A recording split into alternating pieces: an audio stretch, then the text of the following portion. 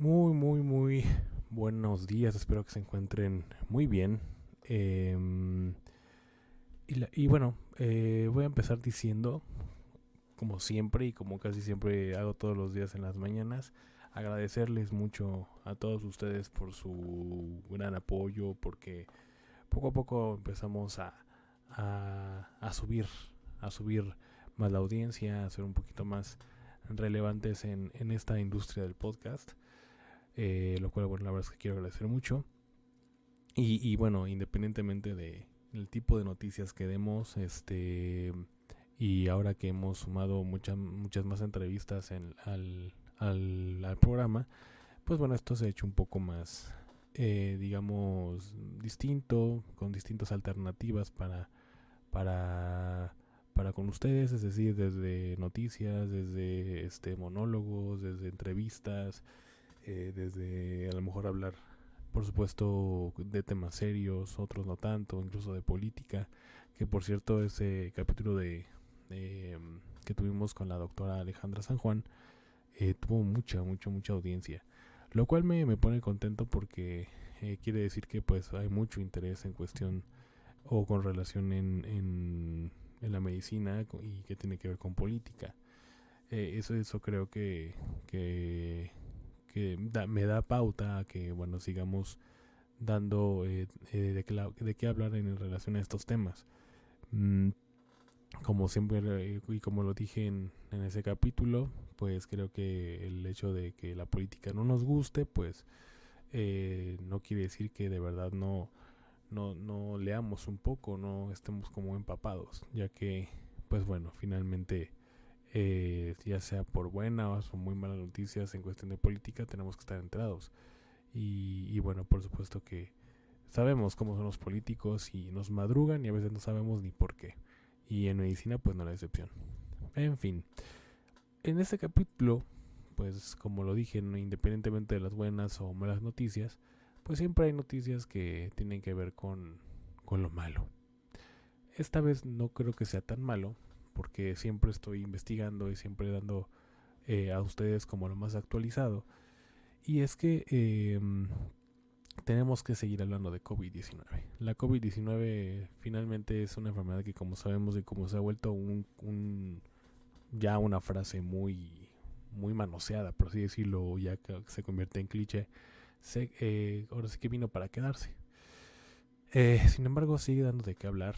De hecho, tengo, digamos, esta va a ser la primera de 3 noticias que han sido actualizadas, por así decirlo, que tiene que ver con COVID, bastante interesantes, que, bueno, no necesariamente son buenas noticias, pero sí son buenas en cuanto a la actualización.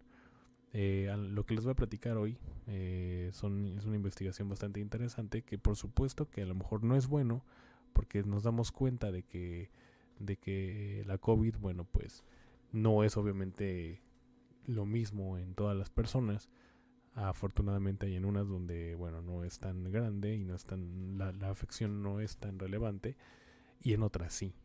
Y tiene que ver también con la persistencia y los efectos adversos o secuelas que pueda dejar la COVID. Em, y este estudio precisamente habla de eso, de la persistencia. Vamos a platicar un poquito de esto. Y es que un estudio bastante interesante en Oxford, en esta universidad muy prestigiosa, y que fue publicado en la revista Nature, es un estudio que reveló cómo la infección por COVID-19 puede persistir al menos en 60 días en uno de cada 200 afectados. Es decir, es una estadística oficial de un estudio que se hizo en esta universidad muy prestigiosa y que demuestra esta persistencia. Es decir, una de cada 200 puede tener la enfermedad durante 60 días. Durante 60 días. Es decir, a lo mejor en una de esas ustedes forman parte de la estadística, que ojalá que no, y que se hacen múltiples estudios y sigue saliendo positivo. Y bueno, mínimo 60 días. Uno de cada 200.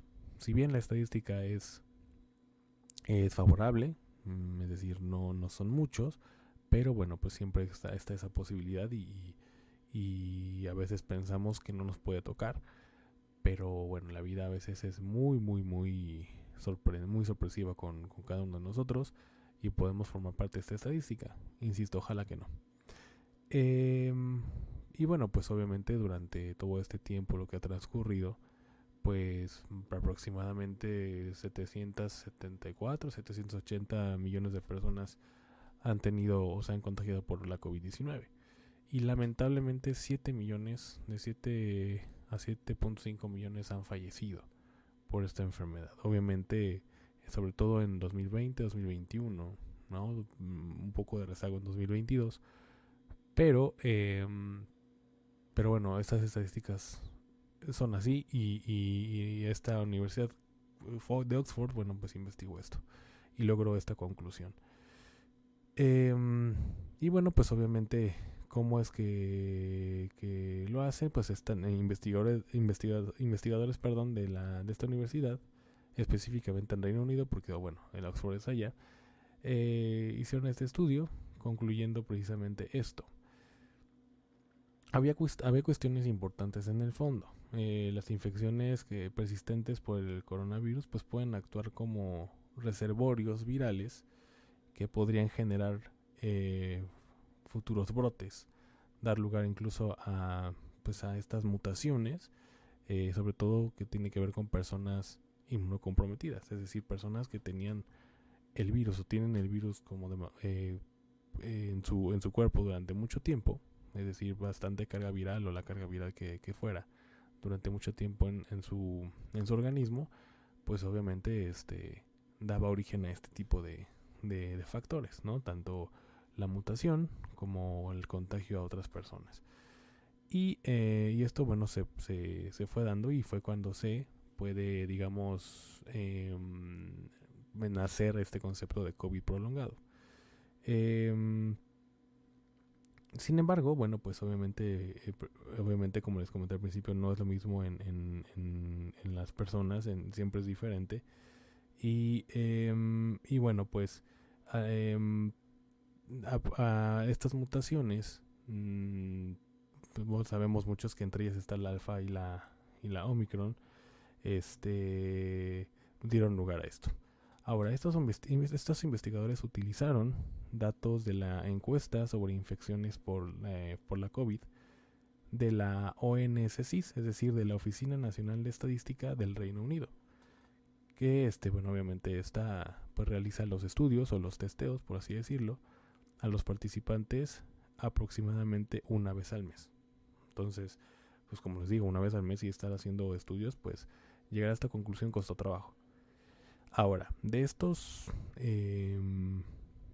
participantes, de los más de 90,000 participantes que hubo, 3,603 proporcionaron 2 o más muestras positivas entre noviembre de 2020 y agosto de 2022, en las que se secuenció el virus. Entre ellos, 381 individuos dieron positivo con la misma infección viral durante un periodo de un mes o más. Es decir, de esos 90,000 participantes, todavía llegaron a persistir más tiempo, es decir, 381 individuos durante un mes o más, con la misma carga viral. Dentro de este grupo de 381 individuos, 54 individuos tuvieron una infección persistente que duró al menos 2 meses, o sea, más allá todavía. Entonces, de esta manera, los investigadores pudieron obviamente hacer los cálculos, concluyendo que 1 de cada 200 personas de todas las infecciones pueden hacerse persistentes y durar al menos 60 días. Entonces, digamos, de esos 90,000, 54 duraron más de 2 meses. Es decir, se fue desmenuzando. De esos 90,000, 3,603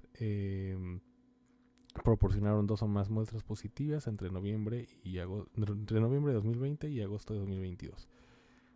Entre ellos, 381 individuos dieron positivos con la misma infección viral durante un periodo de un mes o más, es decir, un poquito más. Sin embargo, 54 ya fue 2 meses en general. En algunos casos, los individuos seguían infectados con variantes que ya se habían extinguido en la población general. En cambio, los investigadores observaron que la reinfección con la misma variante era muy poco frecuente. Probablemente eso se debía a que las personas desarrollaban inmunidad frente a esa variante y esta reducía su frecuencia a niveles muy bajos a cabo de unos meses. De las 381 infecciones, 65 se sometieron a 3 o más testeos por PCR a lo largo de la infección. En la mayoría estamos hablando de 82% de estos individuos mostraron una dinámica viral de rebote, es decir, experimentaron una dinámica de carga viral alta, luego baja y luego alta. Es decir, como el rebote, ¿no? Es como cuando uno dice, se me hace que esta persona estaba bien delgada y de repente se hizo gordita otra vez. Bueno, más o menos, ¿no? Tenía una carga viral alta, después baja y después otra vez alta. Según los investigadores, esto demuestra que el virus puede mantener la capacidad de replicarse activamente durante infecciones prolongadas. Lo que decíamos, una persona con una persistencia del virus, pues bueno, puede causar precisamente esta baja y esta alta, o estos altibajos de COVID-19, ¿no? Entonces puede mantener esta capacidad de estarse haciendo estos altibajos. Ahora, lo que comenta una de las trabajadoras del Instituto de Ciencias de la Pandemia en el departamento de Nuffield de la Universidad de Oxford, dice textual: nuestras observaciones ponen de relieve la continua importancia de la vigilancia genómica basada en la comunidad, tanto para controlar la aparición y propagación de nuevas variantes como para obtener una comprensión fundamental de la historia natural y la evolución de nuevos patógenos, así como sus implicaciones clínicas para los pacientes. Lo que les comentaba, estas mutaciones, estas variantes, estos altibajos, pues es diferente en las personas. Por lo cual se tiene que estudiar muy bien la historia natural de la enfermedad, se tiene que saber bien o estudiar muy bien las variantes, la evolución de estos virus, para que, bueno, obviamente pues se pueda manejar una terapéutica adecuada. Obviamente va a ser bien complicado generalizar y que la terapéutica a lo mejor sea la misma en todos, pero al menos así nos damos una idea. Al menos ahorita, por ejemplo, ya sabemos que a lo mejor no muchos, pero sí pocos, pueden presentar esta persistencia durante al menos 2 meses. Entonces con esto poder obviamente tomar las precauciones en que estas personas no contagien a otras personas, o que estas personas obviamente no presenten más altos que bajos. Es decir, que no vayan obviamente a agravarse, ¿no?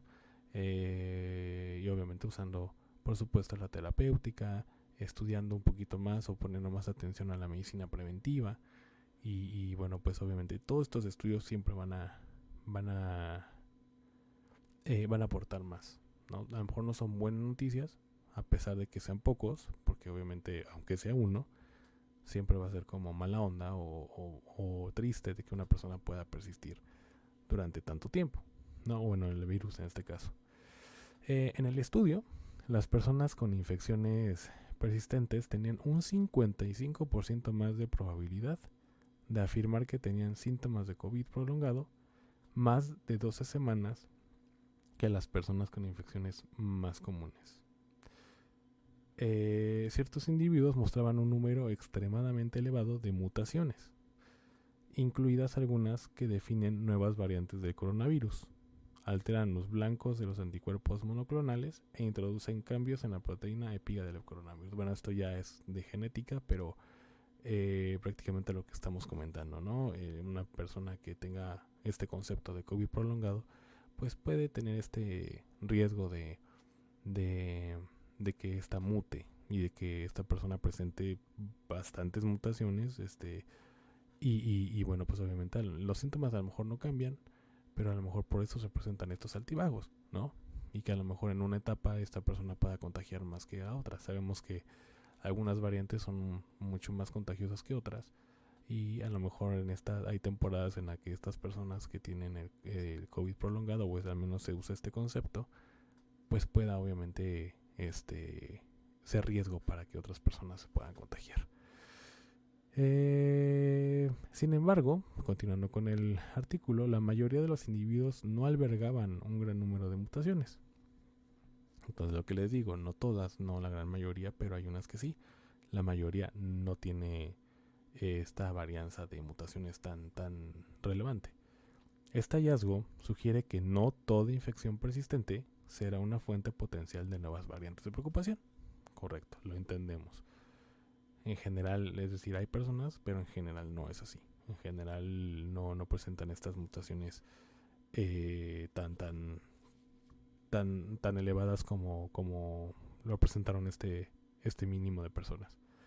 La doctora Katrina Litkow, que es el líder de grupo de investigadores y coautora, consideró: aunque la relación entre la persistencia viral y el COVID prolongado puede no ser causal, estos resultados sugieren que las infecciones persistentes podrían estar contribuyendo a una fisiopatología. De hecho, se han sugerido muchos otros posibles mecanismos que contribuyen al COVID prolongado, como la inflamación, el daño orgánico y la microtrombosis.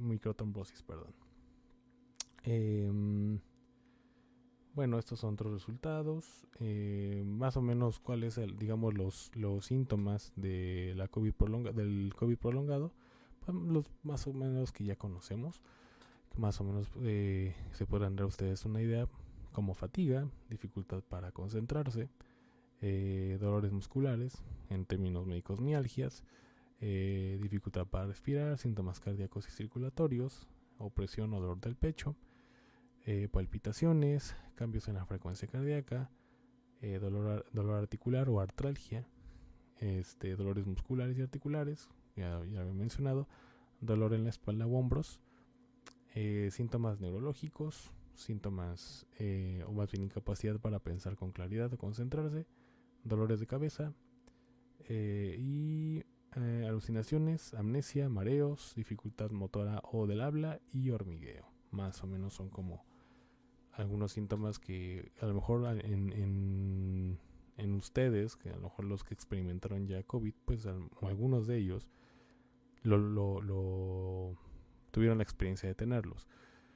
Pero obviamente ya cuestiones como la falta de concentración, ya las alucinaciones, la amnesia, el hormigueo, ya síntomas neurológicos, cuestiones musculares, palpitaciones o cambios de frecuencia cardíaca, pues a lo mejor no, y precisamente tiene que ver con a lo mejor las pocas o muchas mutaciones que pueda tener esta persona durante este COVID prolongado. Por lo cual, bueno, pues creo que primero es de aplaudir obviamente siempre la investigación, y es lo que siempre he comentado a los distintos médicos que he entrevistado, y siempre ustedes me conocen cómo pienso en este sentido, de que la medicina tiene muchas alternativas, afortunadamente, y una de ellas es la investigación, siendo especialista o no siendo especialista. Entonces, obviamente, bueno, pues en este tipo de universidades tan prestigiosas y que tienen una infraestructura y mucho capital para precisamente estas investigaciones, pues es posible poder tener estas conclusiones. Si bien, como comentaba al principio, no son la mayoría, afortunadamente, son pocas personas, como se pudieron dar cuenta en la estadística, que puedan presentar esta persistencia, que puedan presentar mutaciones, que puedan presentar secuelas o síntomas tan graves o tan marcados. Pero finalmente es bueno enterarse que primero que estén haciendo investigación, segundo cómo es que ya se confirma poco a poquito este tipo de situaciones y este tipo de investigaciones, para que de verdad confirmemos que bueno, poquitas, pero finalmente pueden ser algunas personas que puedan presentar esta persistencia de menos 2 meses. Con esto, bueno, pues obviamente se corre el riesgo para el que me escucha o para los que nos escuchan, de que pues, a lo mejor uno de ustedes digan, ay, es que yo me he sentido mal durante un mes y medio, durante un mes, y a lo mejor yo soy un caso. No, realmente se tiene que hacer una investigación muy a detalle. Primero, obviamente, que salga primero una prueba positiva por PCR, que es lo más confiable, y después de ahí a dar nuestras propias conclusiones. Ahorita, pues, muchas cosas pueden ser algunos factores de riesgo para poder tener una fatiga, para poder tener otros síntomas como estos que a lo mejor se puedan confundir con COVID, y que, bueno, nosotros pensemos que, o algunos de nosotros pensemos que es por COVID y que a lo mejor ya soy parte de esta estadística. Realmente es complicado. No digo que no pueda suceder, pero bueno, como vimos, la posibilidad es muy mínima, muy mínima. Pero bueno, siempre es bueno que si tenemos el recurso, la posibilidad, bueno, podamos acudir a realizar una prueba. Y bueno, pues obviamente estas investigaciones no cesan.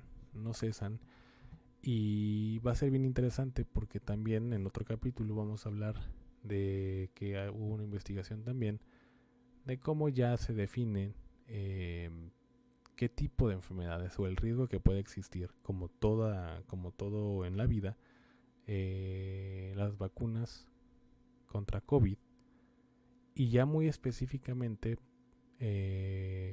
las enfermedades que pueden causar estas vacunas, clasificándolas por marca o por laboratorio. Es decir, qué tipo de enfermedades pueden causar las vacunas Pfizer, qué tipo de enfermedades pueden causar las AstraZeneca, qué tipo de enfermedades pueden causar otro tipo de laboratorios que a lo mejor, obviamente, como en este artículo, las posibilidades son mínimas, muy mínimas. No quiero que piensen que les estoy diciendo que no se vacunen porque las vacunas dan esas enfermedades. No es así. Como todo en la vida, como toda investigación y como todo en medicina, todo puede causar un efecto adverso. Todo puede tener un riesgo, pero obviamente hay que ver el beneficio, ¿no? De estas vacunas. Por supuesto que el beneficio es mucho mayor que el riesgo. Entonces, vamos a dejar esto para otro capítulo, pero al menos ya sabemos que por ahora, cómo se hizo esta investigación a detalle, y cómo hablamos de números, porque siempre que se hablen de números y de datos, se muere el relato. Entonces, vamos a platicar el siguiente capítulo de estas vacunas y más o menos específicamente qué enfermedades son las que causan, o que pueden causar más bien, como mínima posibilidad, pero pueden causar las distintas vacunas que conocemos contra COVID-19. Que tengan excelente tarde, excelente día, excelente noche, depende de a qué hora nos estén escuchando, y les mando un gran abrazo. Hasta luego.